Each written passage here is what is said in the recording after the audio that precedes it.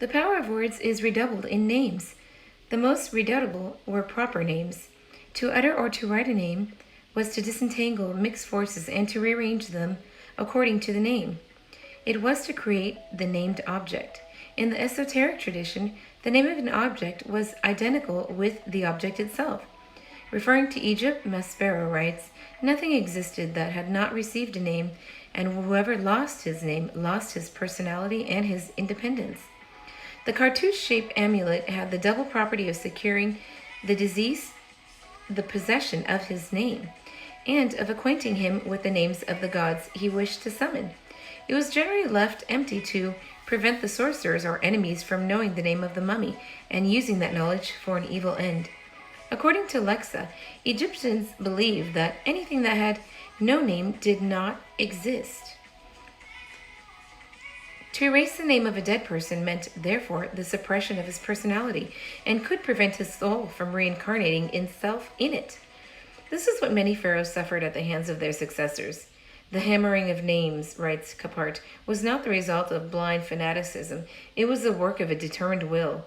Those who did it knew exactly what they wanted.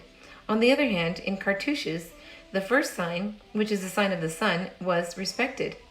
In the case of Akhenaten, the pictures of the heretic king were destroyed, but the iconoclasts were embarrassed by the image of the solar god. They did not dare mutilate the disc, but the rays that led from it to the hands that present the king, the sign of life, were broken. To sing the name of a person was to make it appear, to make it come out at the voice. One can read in the Chester Beatty papyrus, in the fourth one, "A name, if uttered, is useful in the grave. It is the name that gives life, and it is the repetition of the names of the dead in the mouths of the living that ensures their survival." In the same way, if one knew the name of a person, one could wield supreme power over its owner. "I know thy name," says the papyrus. "Do I not know thy name?" In Ra's legend, as told in the Torino papyrus, Ra says, "I am he who has many names. My father and my mother have told me my name. It is hidden since my birth in my body, so that no magical power be given to anyone who would cast a spell on me." On the pedestal of a stone slab at Dendera, Osiris says of himself, "I am he whose name is hidden."